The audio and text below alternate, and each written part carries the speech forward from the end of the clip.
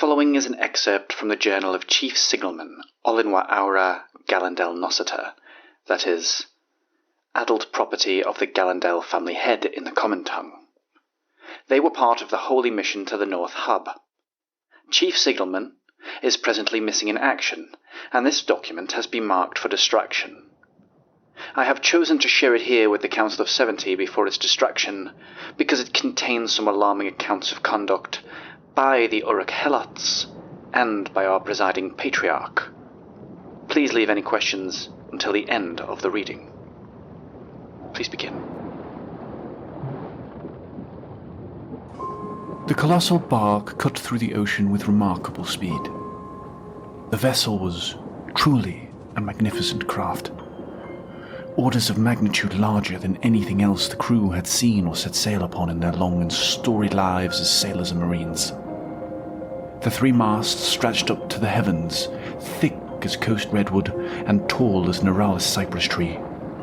The fore and main mast rigged square with sails wide enough to cover the central square in a mile. The mizzen now fluttered gently, the soft and foreign coastal winds of the North Hub barely able to move it.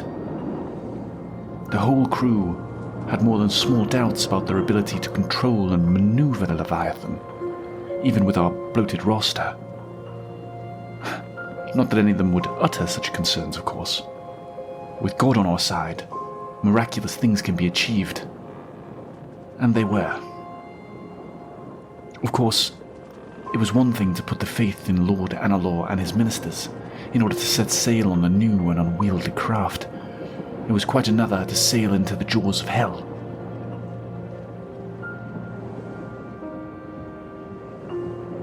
Had the Nix let it be known that the Tempest and the Hyperbole were the destination, it was certain that many of the crew would have chosen an early oblation. Both would mean bidding farewell to one's family and to earthly existence, but oblation at least assured you a place at the right hand of the Protector.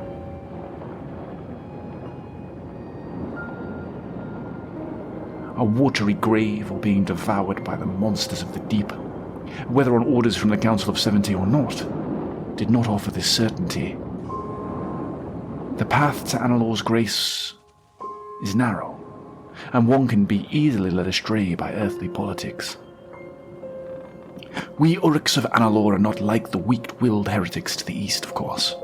It takes a great deal to incite rebellion against the Nix Masters, and there has never been a mutiny. But if ever there was going to be one, it was as the vessel approached the PNR, the point of no return, where no vessel can escape the pull of the Tempest. No sane sailor would venture within 100 miles of the PNR, except perhaps pirates desperate to avoid the Holy Navy's patrols.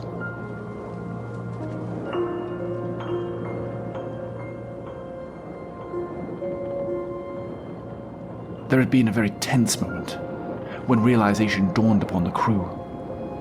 No one spoke in dissent. No one moved to resist. No one moved at all. The entire crew were overcome and beset with a sudden paralysis, certain that they could not refuse, certain that they could not assent, all committing that sin of bad faith, which could convince a person that if they did nothing at all, that they could be absolved of responsibility.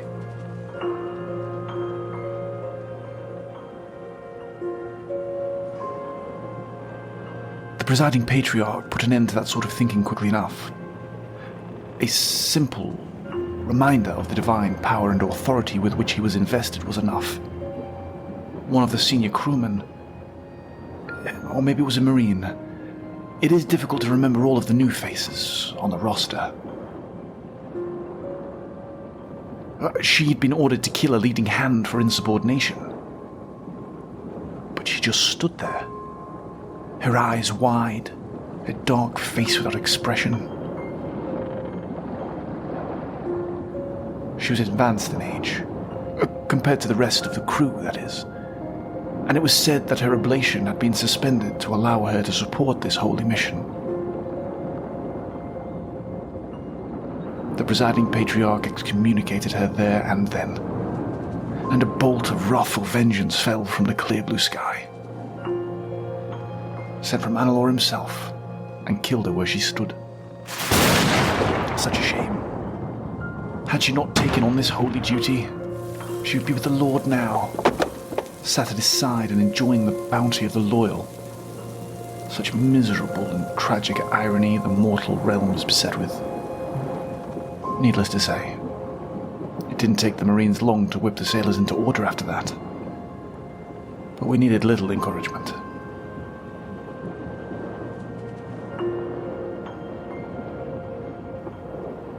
We all thanked the Lord. I thanked the Presiding Patriarch in the end. I don't think any of us would have believed the majesty of what we saw if we had not seen it with our own eyes. Those monstrosities beneath the waves, many times the size of the Deliverance, swam around and beneath our ship as it moved deeper into the Tempest pool and further away from the PNR. They stalked almost curiously at first, in small numbers, but as the day went by and the numbers grew, their immense size and volume turning the ocean's surface into a shadowy maelstrom for as far as most dared to look. They became increasingly frantic. They began thrashing about in the water, causing it to roil and roll, stirring up vast waves and unpredictable currents. But the vessel remained steady, remarkably. Indeed, the waters around the craft were entirely undisturbed. It seemed an invisible force surrounded the ship on all sides for a number of meters. This remained impenetrable to anything but the stillest waters.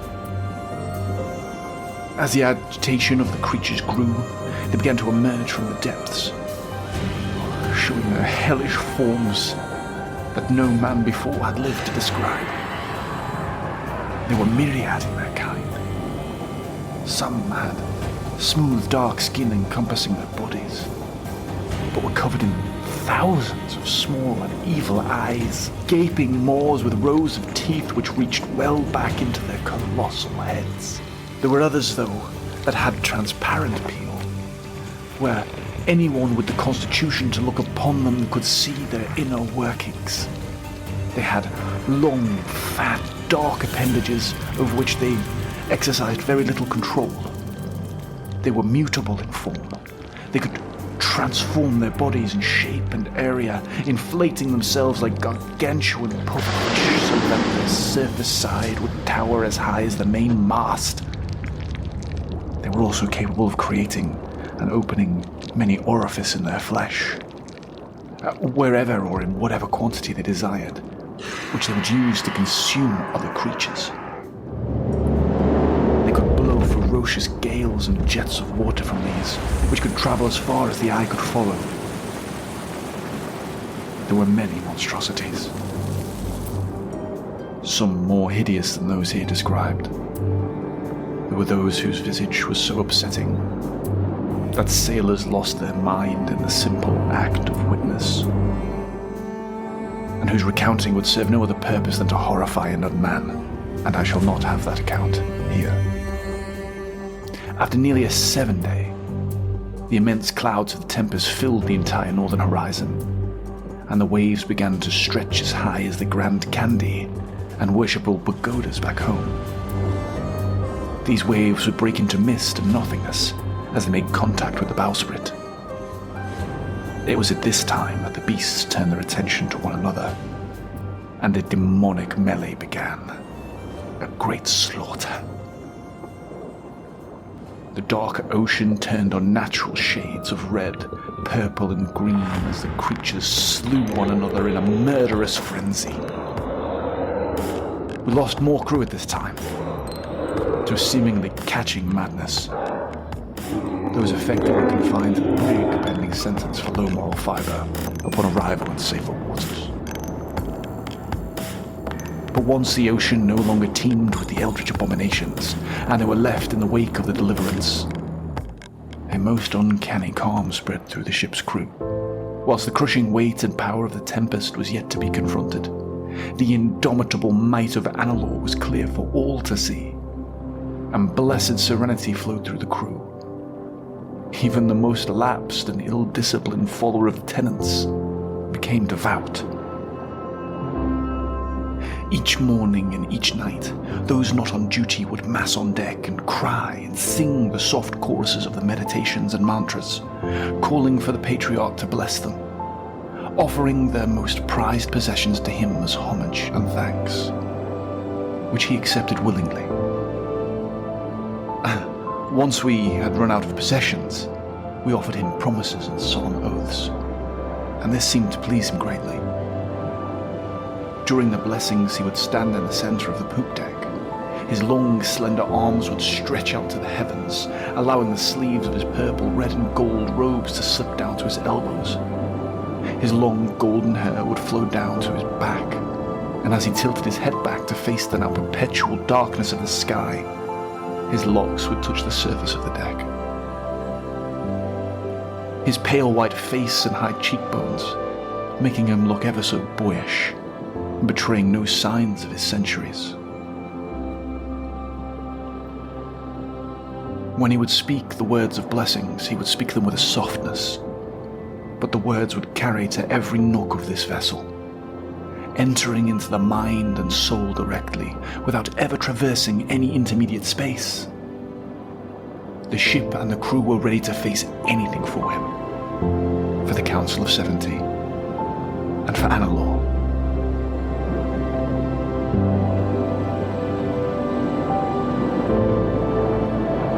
I should not write this down, but there were those aboard the ship who whispered the blasphemy that the Patriarch was Analor himself.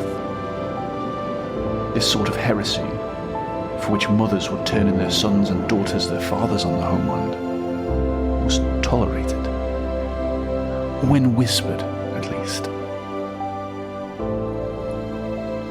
Such was the gaiety and confidence of the crew at this time that the passage into the Tempest was barely marked, and certainly not with the same gravity as the crossing of the PNR. As the Deliverance passed from the outflow into the feeder band of the storm, the seas were so violent that it became impossible to see above the waves on any side of the ship.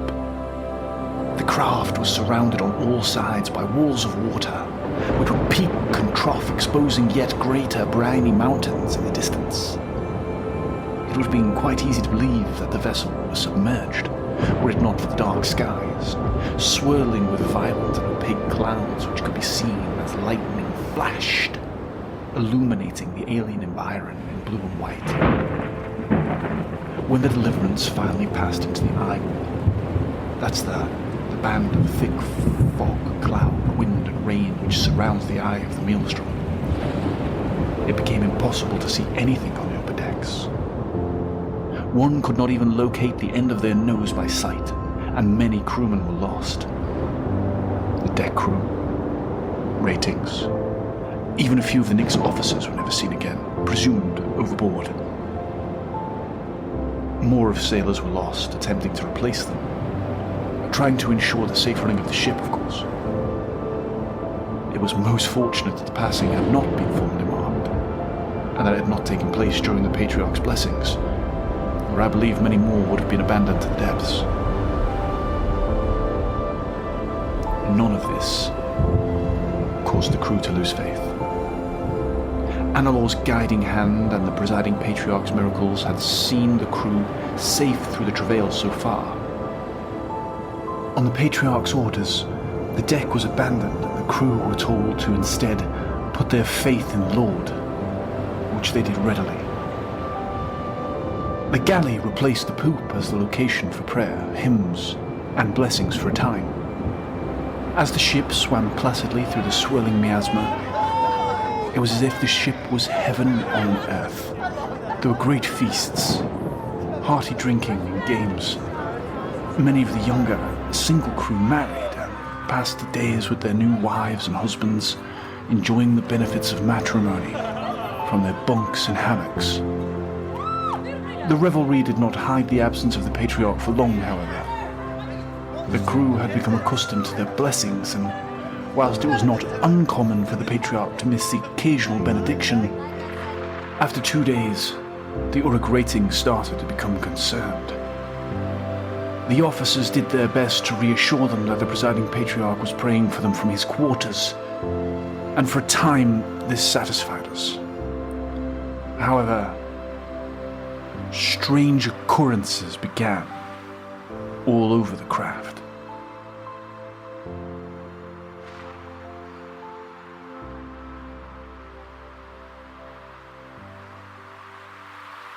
Reports of apparitions and spectres became commonplace at this time.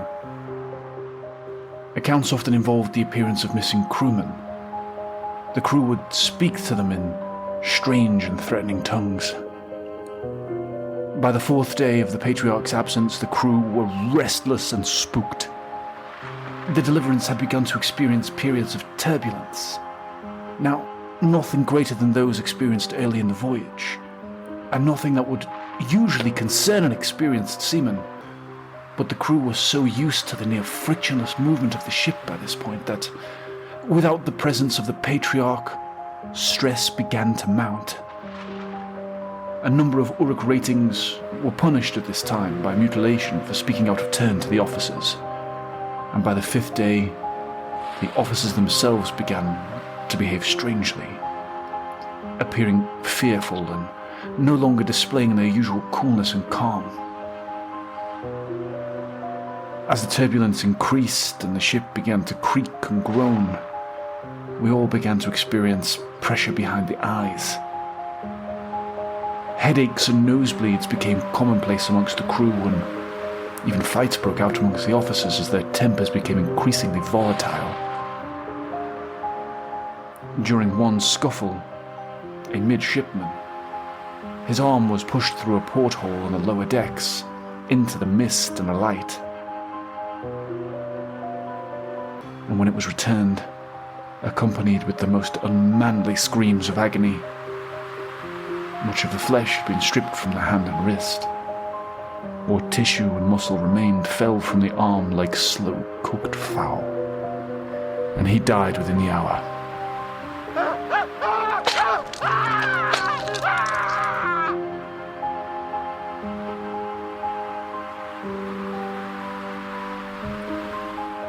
By the evening of the sixth day, the crew were once again close to mutiny. Rumours had spread of a conspiracy amongst the Nix officers to harm the Patriarch, encouraged by our earlier exaltation of him as Analor incarnate. Fortunately, the captain is a shrewd and intelligent man, and headed off any form of confrontation or openly rebellious protestation. He promised us that the Patriarch would visit us the following morning, and that we should spend the evening cleansing our minds and bodies in preparation for benediction.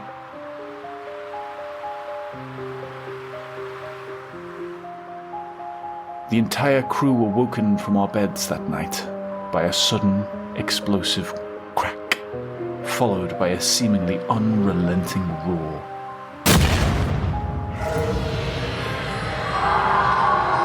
It was said that the sound was deafening, a constant barrage of deep whistling which made communication near impossible and caused the ears of many to begin bleeding.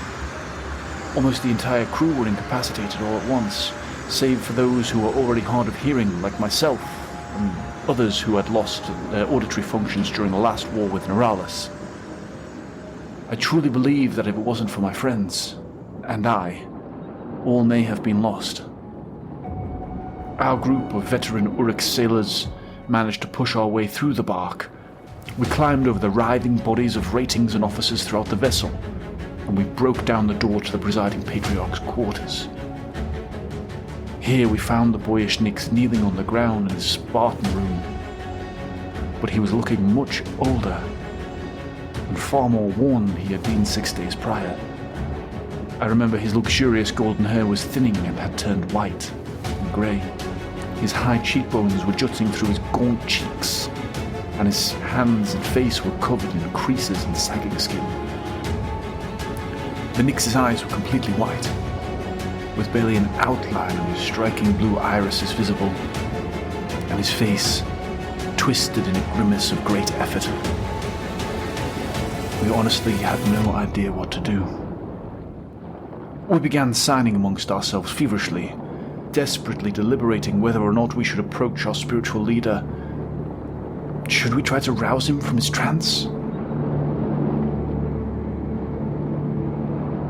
After a few moments of hectic disagreement, one of the others made the decision to move forward. Move forward to the kneeling Nyx. He gently shook his shoulders. As the Patriarch was suddenly released from his dwam, the colour in his eyes returned, and I remember he sharply grabbed one of the Uruk's thick hands on his shoulder, and his expression suddenly steeled. In front of all of us, who could only watch on in shock and surprise, our comrade's form suddenly crumbled into nothing, transforming into a heap of ash beside the Patriarch. We were paralyzed with confusion and horror. We simply gawked as our anointed scooped up the ashen remains in both hands, stood, paced over to the nearest wall and smeared what we could only recognize at the time as our friend's residue against the bulkhead. He traced symbols most delicately with his palms and fingers. It took us a while to register what the symbols were, but we eventually recognized it. It was Elvish, the Nyx language. It simply said, oblation. By this time, the Patriarch had already started to look healthier, and by the time he had finished writing, the roaring sound which had debilitated the crew, and which we could feel in our chests and heads, had abated. Once the chaos had subsided and order was restored to the ship, the crew were invited into the Patriarch's chambers. As instructed, we attested that the Patriarch was alive, and that he wanted to give the gift of oblation to anyone who would receive it. One by one, the crew were invited to the Patriarch's chambers, and they were invited to join with the Lord Analor the Protector, giving their strength to him, and helping him to guide our passage safely to the North Hub shores, through the Tempest and the Hyperbole. As I understand it, I am now the only living Uruk to have witnessed the oblation ritual. My friends volunteered to go first, but I am too much of a traditional old salt. I would have considered it a great gift to be sent to the loyal bounty by the Presiding Patriarch himself, but I am not yet worthy, and I am not yet of age. Perhaps once I have completed this mission, I will ask him to do it personally. We have already unloaded the powder weapons and the majority of the Marines to the Citadel, and I do not believe it is long until our mission here will be complete. It's extraordinary. Their castle has its own dock right by the ocean. The Citadel itself is small by the standards of a mall, but the dock is a fantastic idea. The Deliverance is far too big to get anywhere near it, of course, but their sloops turned up to unload the cargo once we hoisted the holy flag of Analor. And now we simply wait, offshore. How I long to return home. How I long to share this story with Master Galondel and the family upon my return.